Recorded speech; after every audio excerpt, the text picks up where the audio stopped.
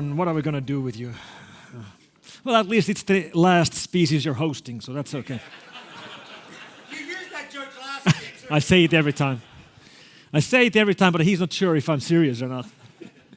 That's the best part. So, thanks for being here. My name is Mikko, and I don't want to cry. Get it? Get it? Everybody gets it? Good. 'Cause that's what I'm going to be speaking about. First of all, what really happened since Friday. We've all seen the headlines. We might have seen this firsthand. What really went down and why, and what's the backstory. So, yeah, we've all seen ransom Trojans. I believe I've been speaking about ransom Trojans at Species for the first time 6 years ago. 6 years ago, we started seeing the first ransom Trojans, which were not using Bitcoin as payment at the time, because Bitcoin was just invented 6 years ago. They were using these prepaid credit cards for payments, which didn't work very well for the criminals. But then the megatrend came along, and the megatrend was cryptocurrencies, and that made this such a big problem. Last year in Species, I spoke about the dark history of ransom Trojans. I started from the very first ransom Trojan, which was from 1989. 1989, not 99. That's a pretty old piece of ransomware, but the first ransom Trojan really is from the 1980s. But the time of modern ransom Trojans really started around 6 years ago, and it really escalated with Bitcoin payments as they were invented by these online criminals. So that's what it looks like. We've all seen this. Let's actually look what it looks like when you get infected on a computer. This is a video of a computer getting infected. That's the background getting changed. You have one new icon on your desktop, and then it executes the interface. That's what it looks like when you get hit.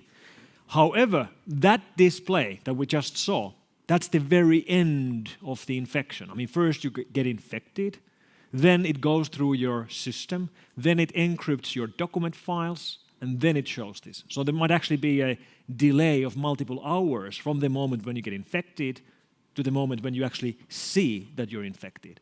And this is one of the reasons why WannaCry was so successful in spreading between organizations. Because we can all imagine a scenario where, let's say, a consultant is at a customer in a meeting with a laptop connected to the corporate network of the customer, doing some consulting, configuring their network. I mean, you can imagine any case of scenarios. Getting infected while he's there, but he doesn't know he's infected, so he shuts down the lid, carries the infected laptop back to his own headquarters, physically carries the infection in, and then plugs it in to another network, spreading it between two organizations. We saw this happening, and this is one of the reasons why it was so successful and why it went so far and why it went around the world so quick on Friday. So I'm going to show you a map of the spreading speed. Take a look at this. There we go. This is WannaCry. It went pretty much everywhere, pretty much immediately. And those of you who've been around, who worked in this industry, who worked in computer security for some time, will remember Code Red, will remember Blaster, Slammer, Sasser. They are very, very similar in spreading speeds. This was very fast and very big. It's not the fastest, it's not the biggest we've seen. Slammer still has the world record for spreading speeds. Slammer from 2002, which scanned the whole internet in 17 minutes from the moment when it was released. For WannaCry, it took several hours, but nevertheless, it happened very, very fast. And it's basically just scanning random IP addresses, trying to find vulnerable computers anywhere on the internet. And if it finds one, it's going to jump there.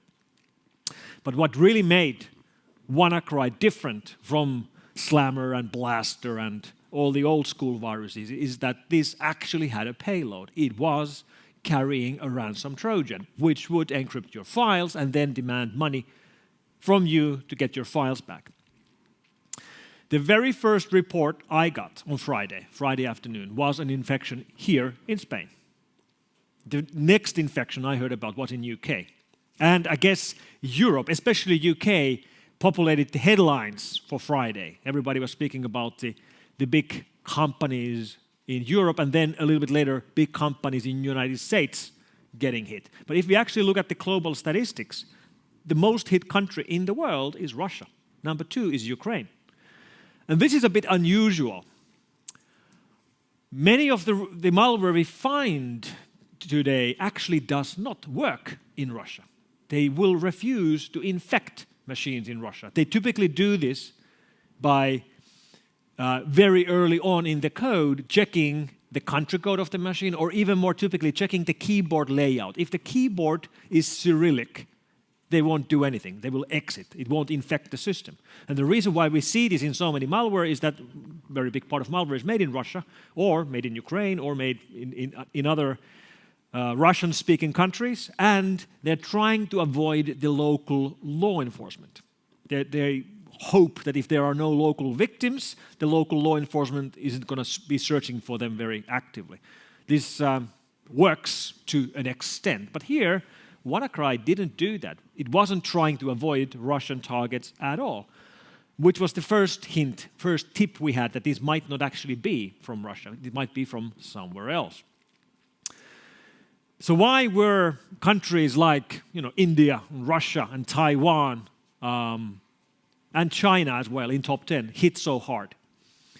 Well, this particular piece of malware required the systems to be unpatched or to be running an operating system which cannot be patched.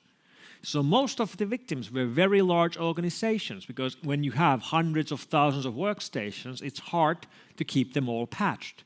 The patch cycles become very long. It might take you 2 months, 3 months, 4 months to patch every single machine you have. In fact, it might take you years to upgrade operating systems. So many of these organizations, yes, they were running Windows XP without the advanced or extended Microsoft support contract, which means they are not getting security updates. So was this Microsoft's fault? Microsoft knew about this vulnerability. Microsoft had patched this vulnerability in middle of March. But they did not patch, for example, Windows XP. They could have patched Windows XP, but they didn't. In fact, because of WannaCry, they did release a patch for Windows XP late on Friday. So should they have patched earlier? Well, no. No, they should not. They should not have patched earlier. Because what got into us this mess to begin with is the fact that we are unable to get rid of old operating systems. The longer we support old legacy operating systems, the more we are going to have problems like this. It's really easy to blame Microsoft for this problem. Yes, they had a vulnerability in their system, but all programs have vulnerabilities because programmers make mistakes. And we cannot expect vendors to support their software forever. Instead, we should encourage the customers to upgrade to more secure current systems instead of running legacy systems forever. In many cases, the reasons why organizations run legacy systems forever is budget reasons. And this clearly was the reason with the British healthcare system, with NHS. They've said this very clearly themselves, that they have so tight budgets, they've been unable to get rid of Windows XP. Well, let me tell you, they will now get rid of Windows XP. They will now get the budgets. I mean, it's pretty obvious. They will get the budgets now. But this is what it took. And this is not right. This is not the right way to do it, is it? Because when you have national healthcare systems infected, when you have ambulance cars backed up outside of hospitals because the computers don't work, this is a very real problem. However, the fact that dozens of hospitals were hit by a ransom Trojan in the UK actually had a bright side. It had a bright side, which is that for once, our medical records were strongly encrypted. Get it? Get it? Edward Montgomery! No, it wasn't Ed, actually, sorry. But this is actually very serious, deadly serious. There's been speculation about, people could have died because of this. I am not aware of anybody dying because of this. But clearly, when healthcare systems are down, it's pretty bad. Here's a quote from a doctor from United Kingdom who works at a hyperacute stroke center. Think about that. You're working at a hyperacute stroke center and your computers go down. I had a patient that needed urgent neurosurgery, but I couldn't do it as I was unable to look at the scans. You have to be able to look at the scans to know where to cut, and you can't look at the scans because the scans are at the computer. And you can't look at the computer because they've been encrypted. This is the problem. And since ransom Trojans are really the only type of malware today that actually shows itself to the user, every single victim knew they've been hit. Like if you get hit by a banking Trojan, you don't know it. You will find out when you get your bank statement and you're missing money, which is much, much later. If you get hit by a keylogger which steals your passwords, you won't see that either. You will notice it indirectly. But when you get hit by a ransom Trojan, it's going to show you a message which tells you that, hello, I am a ransom Trojan. So you will know you've been hit. And if your systems are visible to the public will know you've been hit. So we saw plenty of examples on Friday and Saturday. This is actually from Barcelona. This is a Desigual store here in Barcelona. If you look closely, the door is telling that it's been hit by a ransom Trojan. Here's a fuel pump at the gas station showing the ransom Trojan message. This is from a mall in Singapore. This is the display showing you the map of the mall with the ransom Trojan. Here's somebody tweeting about how he gets home in the evening and the building lobby is hit with the ransom Trojan. Here's a row of ATMs in China. Every single one of them has WannaCry. And here's a display from downtown Bangkok. And maybe my favorite, this is from a car factory assembly line in France. And this particular car company had to stop production because of this particular case.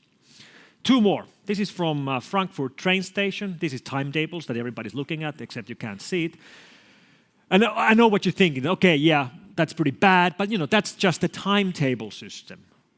I mean, yeah, it's hit by ransomware, but surely the actual control center where they control the trains is in a different network and it's not hit by this. That's the control station for the trains. And that's WannaCry. So surprisingly large infections. And the explanation why it was so successful was that the exploit was weapons grade. Why was the exploit weapons grade? Because the exploit was developed and written by National Security Agency.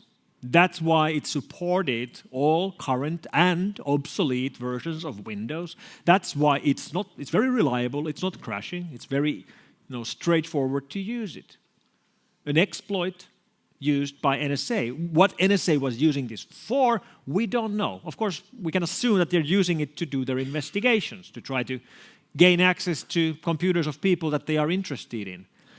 Unfortunately, this particular exploit code was leaked to the public. And it was leaked to the public by a group called Shadow Brokers, which is believed to be linked to the group which leaked the Clinton emails during the US presidential elections. By Shadow Brokers, which is believed to be linked to Russian government. So NSA was hacked sometime sometime late last year, 2016. And a large collection, megabytes, actually hundreds of megabytes of their attack tools was stolen by this group. And they've since posted collections of these tools online. Initially, they were trying to sell them. They were actually running Bitcoin auctions where you could buy NSA exploit tools. And when they weren't getting much sales, then they just started dumping them on their website. This is a screenshot from their website, which is in the Bit network, which you can't access from normal public internet. It's not Tor either. This is sort of like a variant of the Tor network. It's the Bit network. This is where they posted their Windows Worst collection for auction. They were asking for 750 Bitcoins for this, but then when nobody bought it, they dumped it. And that included Equation Blue, which is a Windows vulnerability targeting SMB. SMB is a feature in Windows which is ready to file and printer sharing, but it really is only used in corporate networks. And this explains why WannaCry didn't really hit home users at all. WannaCry hit large companies which were running big networks with obsolete systems and had enabled the SMB file sharing mechanism. And you really should never expose computers with SMB enabled to public internet. It's quite clear that that's going to really lead to bad things. But there actually are companies which do this, typically by accident. And we know they do this because we scan the internet regularly and we find corporate machines with SMB enabled on the public internet with no firewall blocking the traffic. This is how it got in to at least some of the organizations. There's been a lot of speculation that the original vector for WannaCry must have been something else than SMB. There must have been an email with a dropper or something. Turns out there isn't. Nobody's been able to find any other way. So it really was started organically on Friday by just starting to scan for SMB shares, and it got into some organizations and then through those organizations into other organizations. And if you've been following the news on WannaCry, one thing you might have heard about is a kill switch. Because there's a kill switch inside WannaCry. A kill switch which would stop the spread of the malware. A kill switch which was activated on Friday. A kill switch which prevented much, much larger damages than what could have happened. So what is this?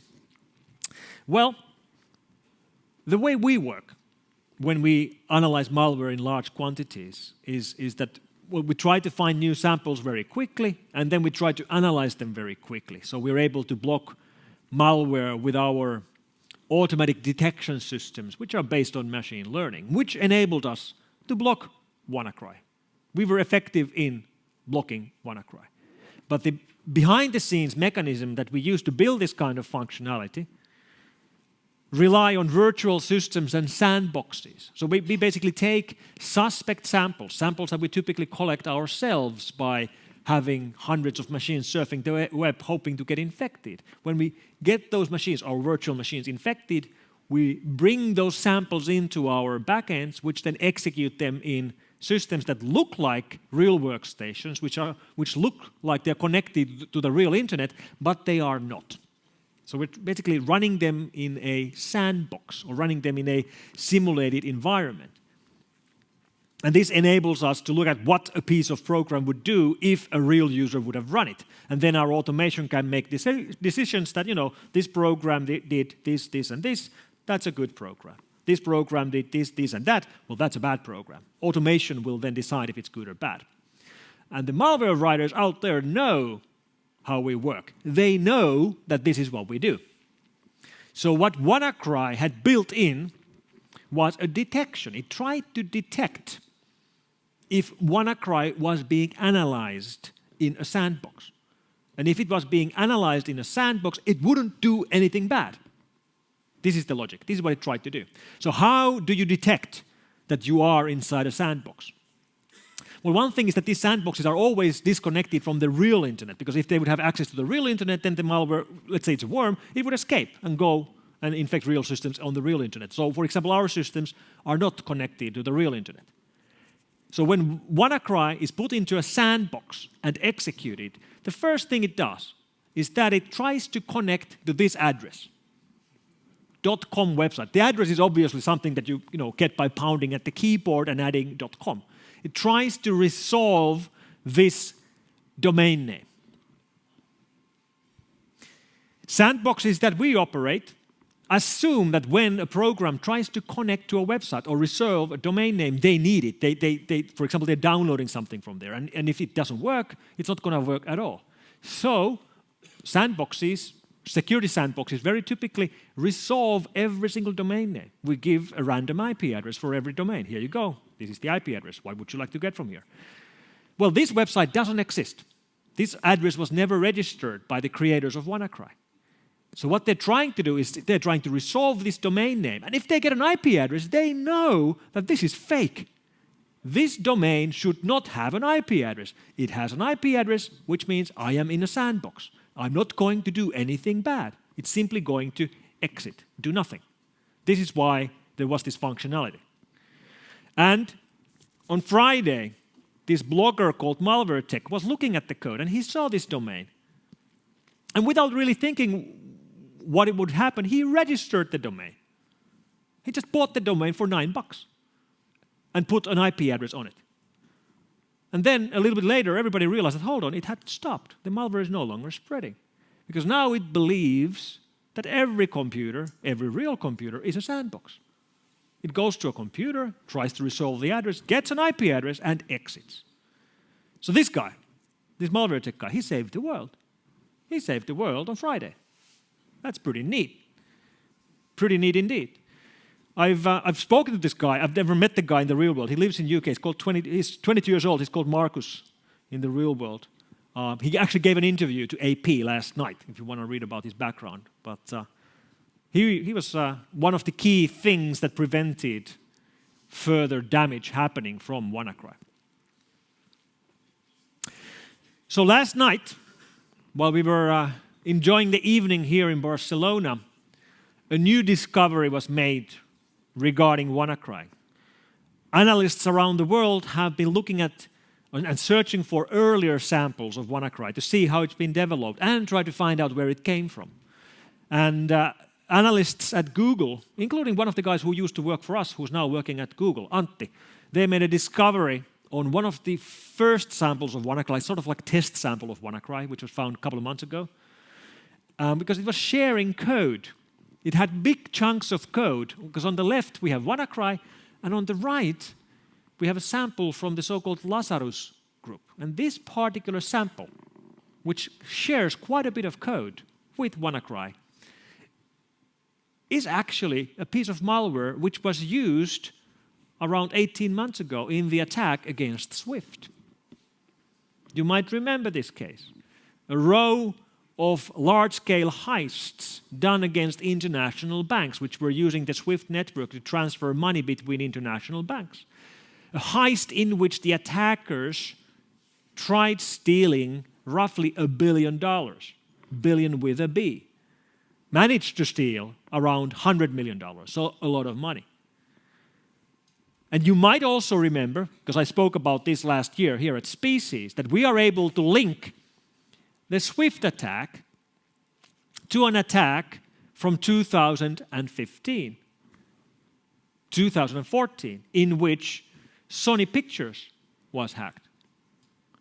And Sony Pictures was hacked because they were about to publish a movie called The Interview. And in the movie, The Interview, there is a segment during which the dictator of North Korea, Kim Jong-un, gets killed in a chopper. Spoiler alert. Sorry for spoiling the movie for you, but he gets killed in the chopper. And Sony Pictures was hacked by North Korea, which means SWIFT was hacked by North Korea, which means apparently WannaCry was made by North Korea. We could, of course, have false flags. It's obviously doable that attackers can take code from other malware and recycle it to make it look like it's someone who it's not. But right now, the jury is still out, but it's perfectly possible that this actually is North Korea. North Korea recycling weapon-grade exploits from US national security agencies to infect the world in order to collect ransom payments.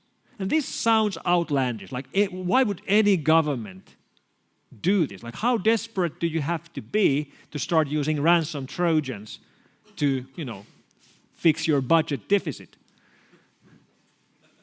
But then again, North Korea is not a normal government.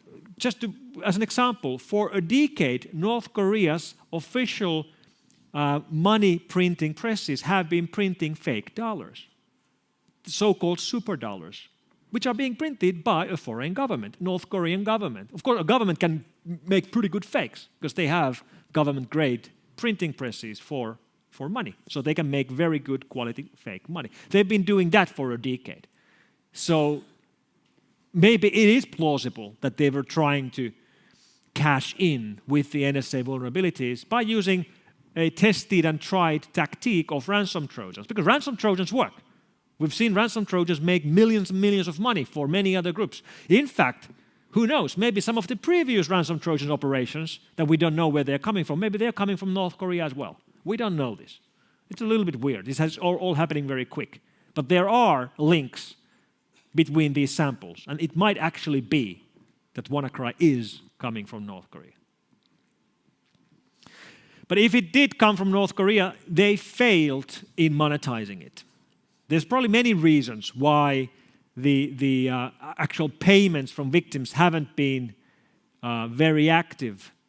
But right now, I just checked 15 minutes ago, 261 victims have paid.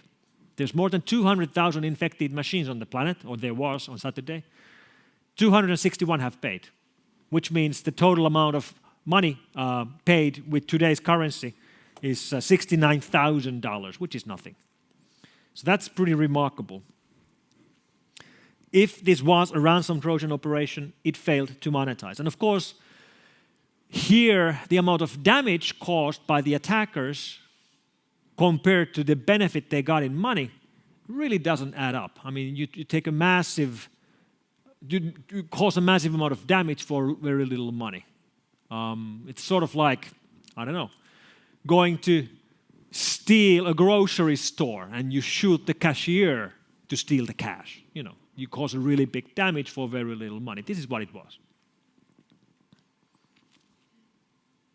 Whatever it was, this is a highly unusual case. WannaCry is the biggest ransomware outbreak in history.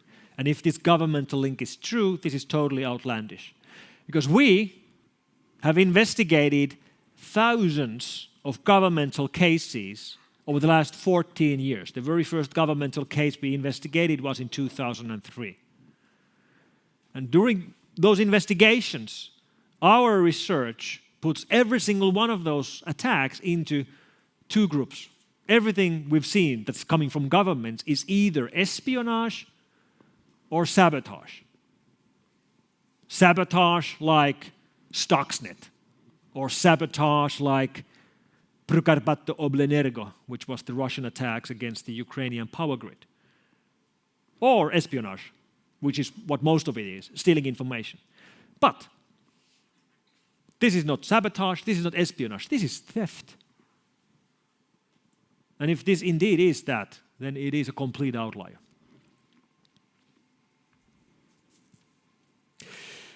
The megatrend that made ransom Trojans a phenomenon is cryptocurrencies. And by far the most common cryptocurrency is Bitcoin. Bitcoin is the way criminals are able to collect ransom. The preferred currency criminals use amongst themselves actually is not Bitcoin. They prefer Monero, which is even more anonymous than Bitcoin. And we're seeing Bitcoin being used as a ransom tool, not just in ransom Trojans, but also in targeted ransom attacks, like cases that we've seen more and more recently where a company gets hacked and their databases are stolen, like their customer database is stolen or overwritten. And then they are contacted and they're asking for a payment.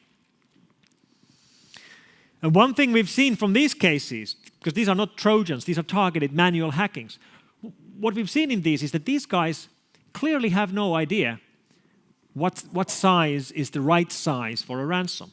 So for example, in this ransom note, they're asking for 0.15 bitcoins, which is a couple of $100. In other cases, they're asking for thousands of bitcoins, which is millions.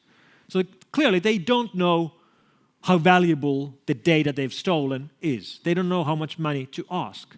And this, my friends, will change next May.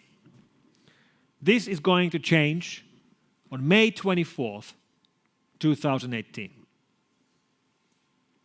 Because on May 24th, 2018, we will enter the time of the General Data Protection Regulation set in by European Union, which applies to any company on the planet that handles personal information of European citizens, which basically means every company on the planet. And the regulation, the GDPR regulation, can set fines to companies that leak customer information and who haven't taken proper care of the customer information. And that fine can be up to 4% of the company's global revenues. So what I am forecasting now is that next May, we will start seeing attacks where a company is hacked, their customer database is stolen, and then they receive an email. The CFO gets an email. Hello, we stole your customer database. It wasn't very well protected. Now we're going to leak it on the internet, after which you will get a fine of 4% of your revenue, unless you pay us, 2% of your revenue.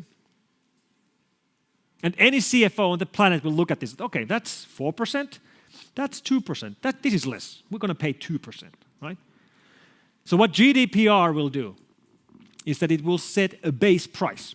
Now criminals know how valuable the data is. Now they know how much they should be asking as a ransom. Now in this new day and age let's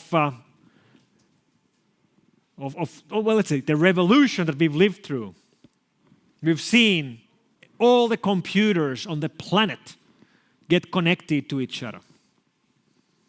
It's actually funny. When I joined F-Secure, we had a bunch of computers on our desks, PCs and Macs, just like today. But the difference was that those PCs and Macs were not online. And what I mean by saying that they were not online, I don't mean that they were not on the internet. Internet didn't really exist. But I mean that they were not even connected to each other. Really. We had no local area network when I joined this company. So if you worked on one computer and you wanted to move the files, you used a floppy disk and you walked. This is how we moved files. So really, during our lifetime, every computer on the planet has gone online. They're all connected now. We've seen this revolution happen. And the next revolution we're going to see to happen, which is starting right about now, is when everything else than computers goes online. So far it's been computers and, pocket computers. These have gone online. Next up, everything else. Anything that we plug into the wall, anything that uses electricity will be plugged into the internet as well.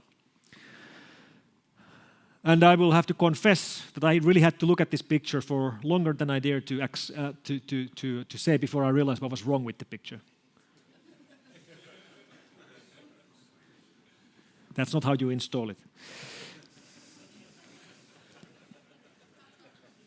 But if you plug something to electricity grid, in the future you will also plug it to the internet grid. And you might have heard the law that I coined around this, which is that if something is smart, then it's vulnerable. So here we have a smartphone, a vulnerable phone. A smart watch, a vulnerable watch. A smart car, smart city. You get the point. If something has functionality, if it can be programmed, it can be hacked. And in some cases, it might even be devices which are traditionally not connected to the internet or not connected to the power, which are now going online. Let me play you this clip about this IoT mattress. And I know what you're thinking. Like, why would you put your mattress online? But this is actually a company here in Spain, which is making mattresses called Smartress. And they actually put sensors inside the mattress, and then they have an app. And the app will warn you when you're out of your house if someone is using the mattress without your knowledge in a suspicious way. I shit you not, it is a real product. They really are making this. And look at that. Whoop, whoop. Yeah.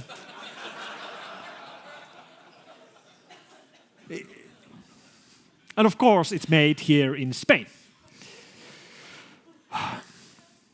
So, now that obviously everything is going online, what's the problem with this? What's going to happen? Well, last month we found a vulnerability from dishwashers. If you would connect to the web server on a Miele dishwasher, there would be a web server directory traversal vulnerability. By using this get script, you would actually get the password from the system. But let me just repeat the beginning of my last sentence. When you connect to the web server on your dishwasher, what? Like, why would you have a web server on your dishwasher?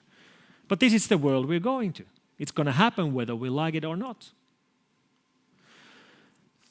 And it also means that things like our cars will be online.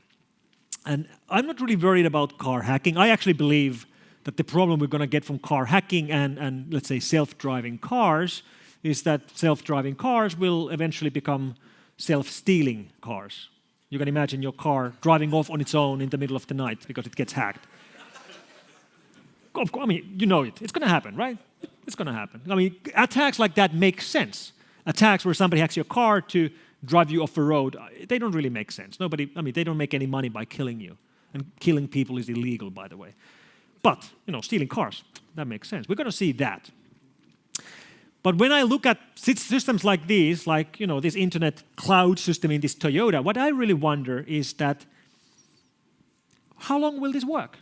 Like we spoke just about Windows XP, which is out of support and no longer gets patches or security updates. But when you buy a car, you expect it's going to work at least, 15, 20, 30 years, right? I'm driving an 18-year-old car right now. I expect to be driving it at least for another 10 years.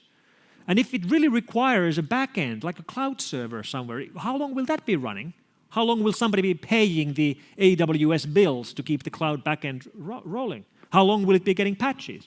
And if the cloud backend goes down, eventually it will go down, what's going to happen then? And we saw an example of that last month because Amazon's S3 storage platform went down. And I was following on Twitter as people were tweeting about problems in their homes. Like this guy explaining that his oven was on when Amazon went down. Now he can't turn his oven off. Like, what the hell?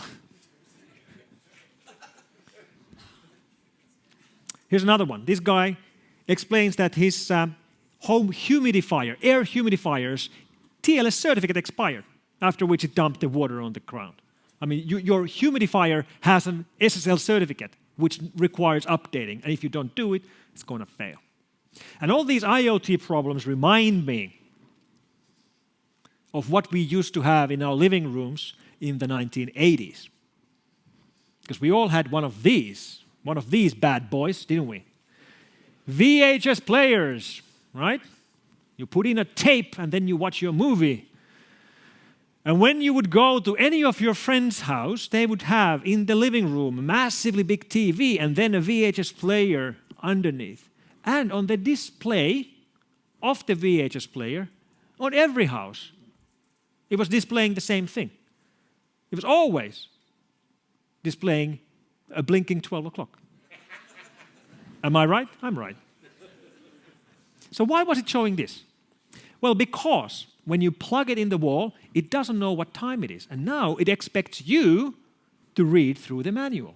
Because on page 80, they explain to you how to set the time. And we never did that, did we? And this is exactly what we do with IoT devices.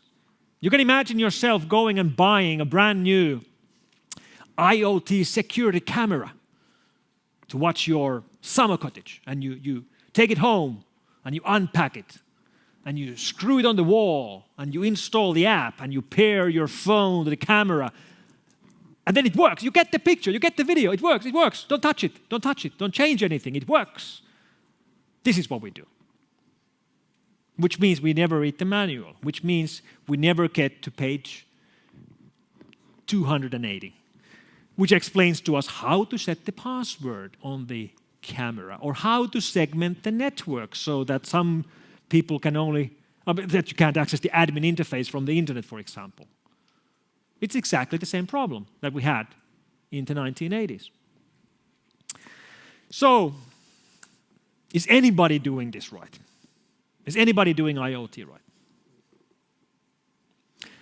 A friend of mine went shopping to IKEA last month, and he bought this IKEA trådfri lamp system, which is an IoT lamp with an iPhone app that you can turn off the lights from your phone.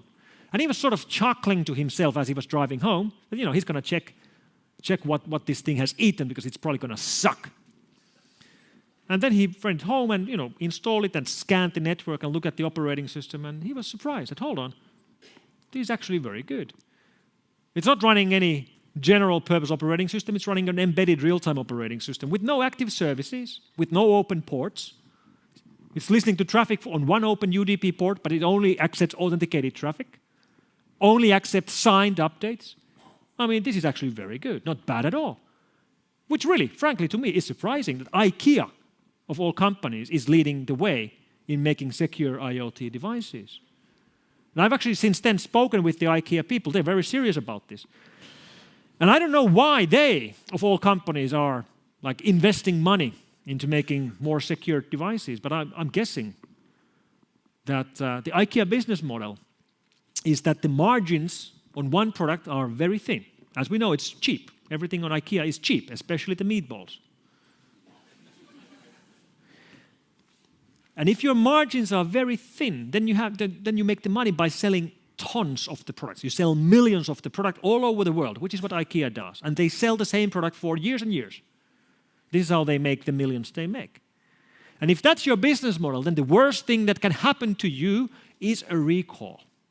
If there's something wrong with the product, even years from this moment, and you have to take them back, that's going to eat all the money you ever made. So it actually makes sense to invest money at the R&D phase for a new product to make it secure, and then hope that that's going to prevent future recalls. But IKEA is pretty much the only good example I know, which means we are not really running any shortage for market, for sense. Because the IoT revolution really is here. So the biggest things happening around us right now is ransom Trojans like WannaCry and the IoT revolution. And I'm pretty happy about how we are able to cope with both of them. We are able to handle problems like these. Thank you very much. Thank you. Are we going to do questions or questions? Go. Couple? Do you want to take a couple? Questions? Yeah. If they are really nasty ones. Only for you, Mikko. We tried to deliver. Yeah, thanks. Well, actually, Mikko, maybe there won't be any questions. Are there any questions for Mikko? Sorry, excuse me. Thanks. Yeah, this is maybe a little bit nasty, but you've said many times about the smart cars that you don't think killing people with them is a real thing. I guess that's a question of volume, because I guess governments, hitmen and things like that will potentially want to kill people with something deniable at distance and so on. Is that really just not a case? Or? First of all, and for the record, I hate the way you think. Because you're right.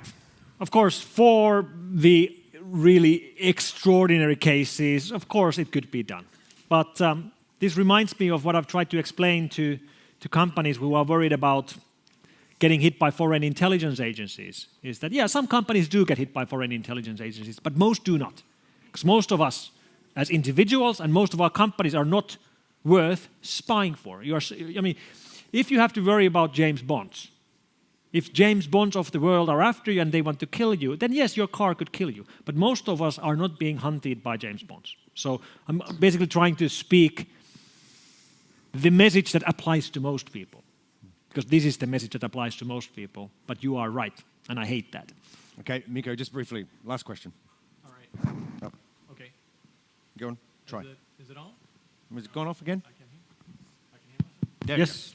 Okay. The question is about WannaCry. If the kill switch wasn't found, how big would it have gotten? How big would it be if the kill switch would not have been found? It would have been much, much worse in the biggest countries, especially in Asia and China, because it was fairly late in the day when it started. For example, Far East was already sleeping. Definitely people were out of the office. So we would have seen, we now saw around 200,000 infected machines. We could have seen 2 million, at least. So it could have been much worse. And that's it. Okay, big round of applause Thank for Mikko.